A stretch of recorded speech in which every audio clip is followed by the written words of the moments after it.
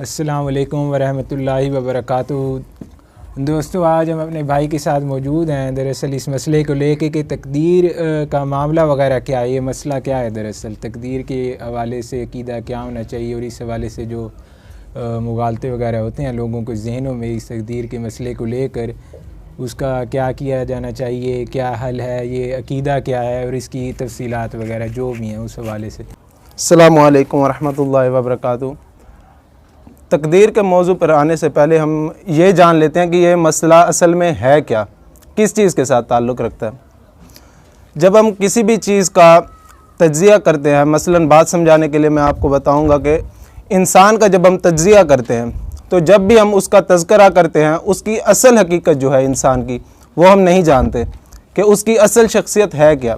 जब भी हम उसका तज़किरा करते हैं, उसकी सिफ़ात को मौज़ूए बहस बनाते हैं कि वो इंसान अच्छा है, वो इंसान बुरा है, वो बख़ील है, वो सखी है, सच बोलता है, झूठ बोलता है। जो भी हम तज़किरा करते हैं, असल में उसकी शख्सियत को अलग रख के उसकी सिफ़ात के ऊपर हम बहस कर रहे होते हैं या उसका तज़किरा कर रहे होते हैं। खुदा की असल क्या है, खुदा की असल से हम वाकिफ़ नहीं हैं।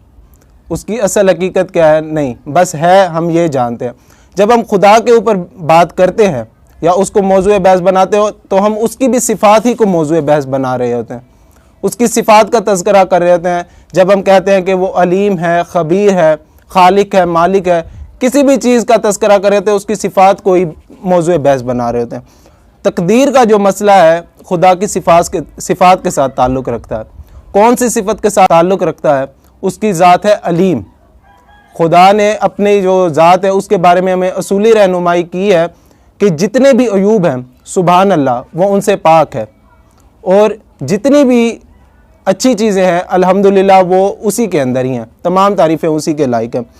तो जहालत होना, किसी चीज़ का लाइल्मी होना कि उसको पता नहीं है उस चीज़ का, ये भी एक नुक्स है। खुदा इससे भी पाक है।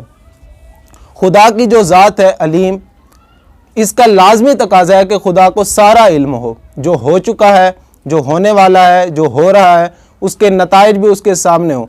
अगर उसको ये चीज़ नहीं है, उसके इल्म में कोई बात नहीं है, ये इंसान का मामला है कि वो तजर्बात और मुशाहिदात से बात सीखता है, एक असूल बनाता है, उसको लागू करता है। जब देखता है कि उसका नतीजा वो नहीं निकल रहा है जो उसकी तवक्कुआत थी उससे, तो वो उस असूल को ख़त्म करके दूसरा असूल लागू करता है। खुदा का मामला ये नहीं है, क्योंकि खुदा सारी चीज़ों का आलिम है, सब चीज़ की उसे ख़बर है। इसी चीज़ का तज़किरा जब अल्लाह ने कुरान में किया कि अल्लाह को सारा इल्म है, जो हो चुका है, जो होने वाला है, क्या नताइज हैं, तो लोगों को इस तरह, क्योंकि जब अदवार गुजरते हैं कौमों के ऊपर, जिनको बात की जा रही होती है वो समझ रहे होते हैं कि क्या हो रही है। जब अदवार गुजरते हैं तो बाद में इंसान कुछ बात भूल जाता है या ख़ुद को इस मुगालते में डाल लेता है। मसलन अल्लाह ने कहा है इंसानों को, मुसलमानों को खिताब करते हुए कि कुंतुम खैरा उम्मतिन उखरिजत लिन्नास तामुरूना बिल मारूफ़ी व तन्हौना अनिल मुनकरी व तुमिनूना बिल्लाह। इसका मतलब यह है कि अल्लाह ने खैर उम्मत कहा है और इसकी ज़िम्मेदारियाँ ये बताई हैं कि अमर बिन मारूफ़ करते हैं और बुराइयों से रोकते हैं और अल्लाह पर ईमान रखते हैं। इंसान के ऊपर जब अदवार गुजरे, आप आजकल हर किसी को देखते होंगे कि वो कह रहा होगा कि भाई हम तो खैर उम्मत है, मगर आगे जो उनकी ज़िम्मेदारियाँ हैं वो उनको स्किप कर गए हैं, भूल गए हैं। इसी तरह इस मामले में भी इंसान के साथ यही हुआ है कि क्या कहा अल्लाह ने, क्या बात की थी, पहले हम उसको जान लेते हैं। अल्लाह ने, अगर आप कुरान मजीद पढ़ेंगे तो शुरू में अल्लाह ने अलिफ लाम मीम सिपारे में अल्लाह ने जब कहा कि ख़तम अल्लाहु अला कुलूबिहिम, कि अल्लाह ने मोहर लगा दी है दिलों पर, उससे पीछे ही अल्लाह ने वजह भी बताई है। सिर्फ इसी बात को बयान नहीं किया कि अल्लाह ने मोहर लगा दी है, पीछे वजह बयान की है। वो क्या है कि इन्नल लज़ीना कफ़रू, जब लोगों ने ये फ़ैसला कर लिया कि हम नहीं मानेंगे, इसके नतीजे में अल्लाह ये कहता है कि फिर हमने भी मोहर लगा दी। यानी पहला इक़दाम जो वो इंसानों की तरफ से हुआ, फिर बाद में अल्लाह का कानून रुबा अमल हुआ। इंसानों ने जब ये फ़ैसला कर लिया, पहला कदम इंसान की तरफ से हुआ, फिर अल्लाह का कानून लागू हुआ, अल्लाह ने फिर मोहलत देने के बाद अल्लाह ने भी मोहर लगा दी। इसी तरह पूरे कुरान को आप पढ़ते जाएं, अब आखिरी सिपारे पे आ जाएं, वहाँ से दो मिसालें मैं देना चाहूँगा। अगर आप सूरह 3 पढ़ेंगे, वह तीन ही वज़्ज़ैतून, उसके बारे में उसमें अल्लाह ने क्या कहा, सुम्मा रददनाहु अस्फल साफिलिन, यानी वो खुद गिरे, फिर वो खुद गिरे। पहला इक़दाम इनकी तरफ से हुआ, फिर अल्लाह कहता है कि अस्फल साफिलिन, सुम्मा रददनाहु अस्फल साफिलिन, फिर हमने भी गिरा दिया। तो अल्लाह शुरुआत नहीं करता। लोगों को मुगालता क्या लगा, लोगों ने अल्लाह की अपनी बात स्किप कर दी। जिस तरह वहाँ हुआ था कि अपनी जिम्मेदारियों को भूल गए और अपनी जो है बिशारत या अपना अलकाब वो याद रख लिया। यहाँ पे भी यही मामला हुआ है कि अल्लाह की बात को याद रख लिया गया कि अल्लाह ही मोहर लगाता है, अल्लाह ही सब कुछ करता है, हम तो बेबस है। इसी तरह यहाँ पे भी अपनी बात को स्किप कर गए कि हमारा पहला इकदाम था वो डिसाइड करेगा कि हमारे साथ क्या मामला होना चाहिए। अगर इनकी बात मान ली जाए कि अल्लाह ने ये सब कुछ लिख रखा है, हम उसके पाबंद हैं, इसको अगर मान लिया जाए तो ना शैतान को जहन्नम में भेजने की ज़रूरत है और ना हज़रत आदम अलैहिस्सलाम को जन्नत में भेजने की वजह है, क्योंकि सारा कुछ अल्लाह ने लिख रखा था। दोनों ने मानी तो अल्लाह की बात, अल्लाह ने शैतान के बारे में लिख रखा था कि वो इनकार करेगा, चनाचा उसने किया, बात तो अल्लाह की ही मानी। हज़रत आदम अलैहिस्सलाम के बारे में अल्लाह ने लिख रखा था कि वो गुनाह करेंगे फिर तौबा कर लेंगे, चनाचा उन्होंने वही किया, तो मानी तो दोनों ने अल्लाह की ही बात। तो इस तरह तो सारा मामला फिर खुदा के ऊपर आ जाएगा, ना जन्नत किसी चीज़ का नाम रहेगी ना जहन्नम।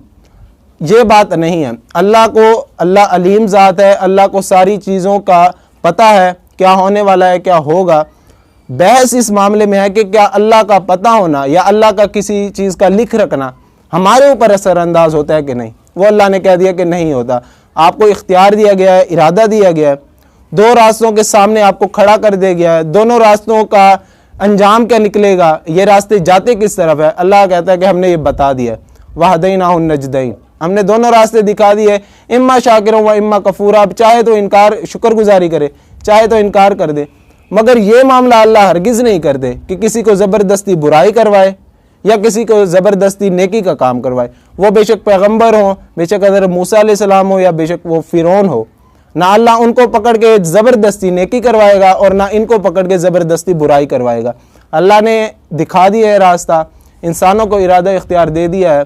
अब वो जिस रास्ते पर चलेगा उसी तरह का उसका नतीजा होगा। बुरे रास्ते के ऊपर चलेगा तो ये हरगिज़ अल्लाह नहीं करेगा कि वो गलत रास्ते के ऊपर चले और उसका जो है मंजिल वो सही पर पहुँचे। गलत रास्ता करेगा चॉइस तो गलत ही मंजिल पर पहुँचेगा। ये अल्लाह का कानून है और इसी की अल्लाह ने हमें बताया है, इसी का मामला।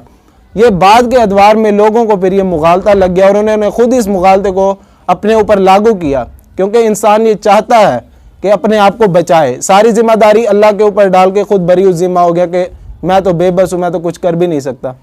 तकदीर का मामला बस इतना है कि आप जिस तरह करेंगे, जिस तरह आप आज हो जाएंगे, उसी तरह आपकी तकदीर भी बदल जाएगी।